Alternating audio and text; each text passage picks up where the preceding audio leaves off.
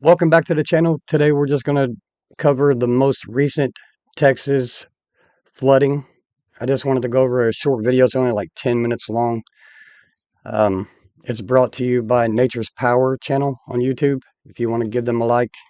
But I just wanted to watch the video with you. I haven't seen it yet. But I want to cover the videos on a bunch of the other floodings that are going on too. But I want to get this one first. So here we go. First time I've seen this.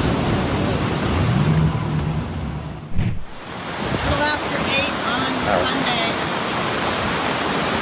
That's crazy. This thing is a small creek. Ain't no small creek now. I'm going over the bridge. Homes being swept away. People are losing lives. Children.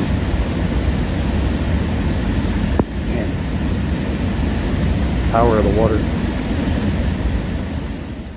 Just over a week after the catastrophic July 4th flash flooding that devastated communities across Texas Hill County, claimed the lives of 132 people, and left more than 170 still missing, the region is now facing another round of severe weather.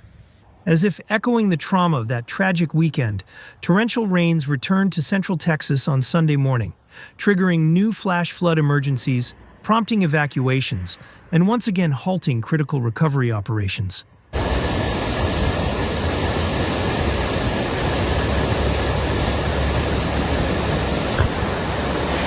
In Kempner, the Lampasas River rose explosively, from just 1.75 feet to 32.45 feet by mid-morning, coming within inches of the major flood threshold and further deepening the crisis for a region still reeling from disaster.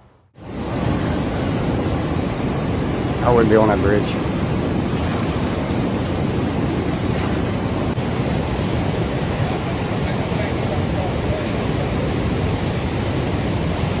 It's crazy, man. Both the Lampasas and San Saba rivers have seen substantial and dangerous water level increases. At Adamsville in San Saba County, the Lampasas River rose by approximately 14 feet within 2 hours early Sunday. These sudden surges were driven by intense rainfall, with localized rates reaching up to 3 inches per hour in some areas. Overall rainfall accumulations exceeded 9 inches in San Saba County, more than 6 inches at Colorado Bend State Park, That's a lot of water. popular recreational area now closed due to flooding, and nearly 5.5 inches in Sonora. Other communities, including Killeen and Brady, recorded close to 5 inches of rainfall, stretching emergency response resources and compounding the risk for additional flash flooding across the region. In response to the rapidly rising waters and hazardous conditions, Colorado Bend State Park was closed for public safety. Road closures. Something's going on, and a lot of people think it's cloud seeding. I think that has a lot to do with it because there was something that was done near Texas or in Texas. I'm going to do a video on that. But it has to do with cloud seeding, but also our Earth itself, the sun. Something major is going on. I don't think we're close to seeing the end of this. Closures throughout San Saba County have been implemented, including several low water crossings and county roads that became impassable under the floodwaters. Mandatory evacuation orders were issued for residents living in vulnerable locations, especially those south of the San Saba River, east of Highway 16, and north of Wallace Street and Highway 90. Particular attention was paid to homes already damaged by the earlier floods, with emergency personnel conducting door-to-door notifications to ensure residents were informed and could move to higher ground or designated shelters. Kerr County, the epicenter of the July 4th disaster, and the hardest-hit region during that period, also faced renewed threats from rising floodwaters on Sunday. Emergency alerts warned residents of increasing water levels along the Guadalupe River, which had surged an extraordinary 26 feet in just 45 minutes during the initial July 4th flooding event. That was the first one.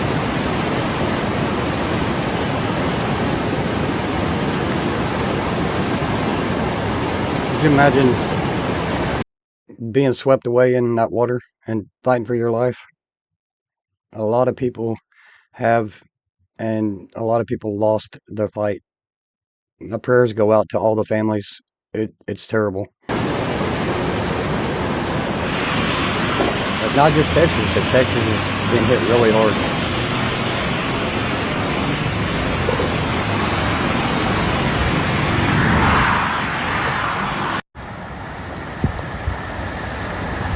Would you drive through it?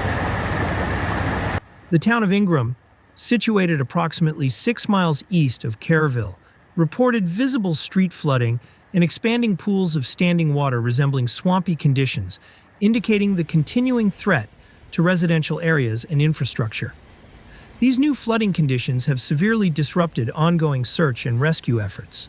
More than 160 individuals remain unaccounted for following the July 4th floods, and the safety concerns posed by renewed rising waters forced all search teams to evacuate the Guadalupe River corridor on Sunday morning. Local authorities suspended active recovery operations pending stabilization of river levels. Forecast models suggest the river could again rise above flood stage, threatening key infrastructure such as the Highway 39 bridge near Camp Mystic, a site heavily impacted during the previous floods. County Road 4330.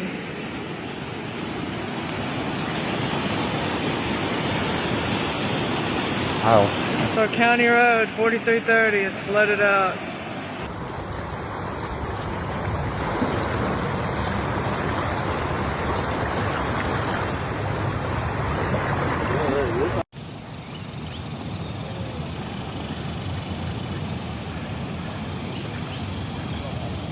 The flooding threat extends beyond Kerr and San Saba counties. Surrounding counties including Lampasas, Schleicher, Menard, Kimball, and Sutton reported rescues and evacuations throughout the day. Multiple county roads and low-water crossings, such as County Roads 3,300, 2,313, 3,384, and 3,220, were closed due to high water. Highway 190, which spans the Lampasas River at Kempner, was closely monitored as floodwaters neared the bridge deck, raising concerns about potential structural impact and the safety of motorists. The National Weather Service issued flash flood warnings and flood watches across central Texas, assigning a level 3 out of 4 flood threat rating, signifying a significant probability of widespread and life-threatening flooding. Meteorologists report that this flooding event stems from a stalled upper-level weather system positioned between two high-pressure zones, producing persistent, slow-moving storm cells that delivered heavy and repeated rainfall throughout Sunday. Compounding the instability, a secondary weaker weather system contributed to the erratic atmospheric conditions, fueling ongoing thunderstorm development and further rainfall accumulation. You should see all the hay bales we got floating down here. I bet. Probably.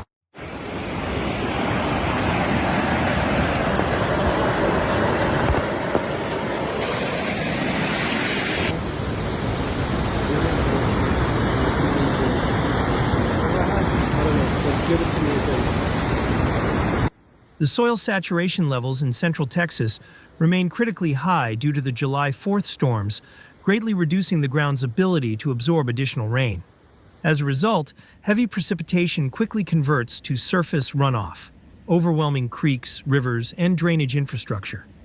Updated forecast guidance warns of localized rainfall totals reaching between 9 and 12 inches in some areas, with rivers such as the Guadalupe expected to rise rapidly and possibly exceed flood stage once again.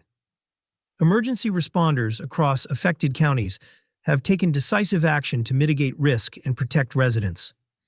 The Kempner Volunteer Fire Department evacuated 2 RV parks Look at it building up. and relocated elderly residents living near vulnerable creek beds to safer locations. Law enforcement agencies emphasized the dangers of attempting to cross flooded roadways, reinforcing the critical need for residents to avoid flood-prone areas. In Bosque County, first responders rescued a man trapped in waist-deep water on a submerged bridge, a third rescue at that specific location in just 1 month.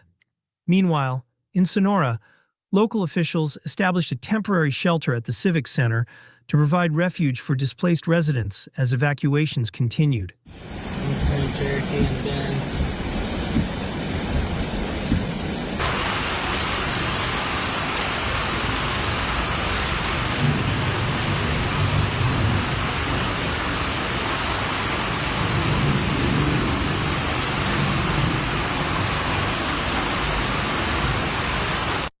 getting in my little cabin, and we are stuck here. There's no way to get out. We can get to high ground real easy, but there's no way to get out of the camp because the roads are washed out. Cherokee Creek is on a tear. Texas Governor Greg Abbott confirmed that multiple rescues had been carried out across several affected counties and emphasized that emergency services remain on heightened alert. State and local agencies continue coordinating response efforts focused on safeguarding residents and mitigating further damage amid this ongoing flood crisis.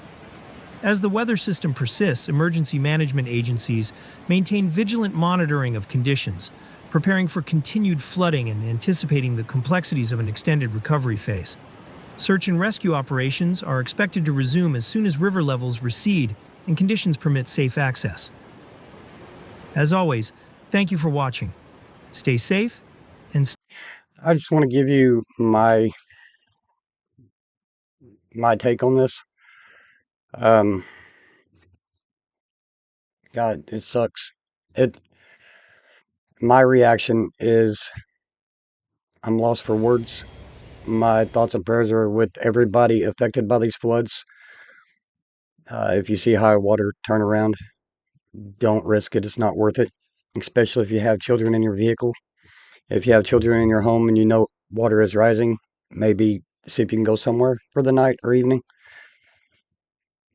Personally, I think that we all should be preparing for anything at this stage in our lives.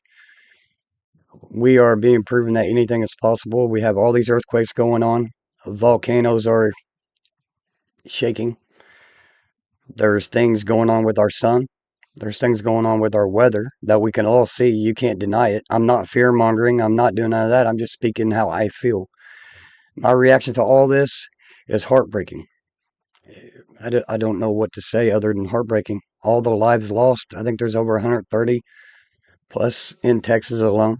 And New York and New Jersey's being flooded, and Ohio's got some flooding, and many other places in the United States and outside the United States. So, I don't know. My thoughts and prayers just go out to everybody. I'm sorry that this is going on. I wish there was more I could do. If you like the channel, please like the video to help other people see it. We're going to have more content. I'm going to do a lot more on the floodings and earthquakes and things that are going on. Also, the devastation that's left behind. Subscribe. And if you'd like to donate, there's going to be a link in the description. 2 of them. They're not links. They're just ways that you can donate. But stay safe. Be aware of your surroundings and what's going on.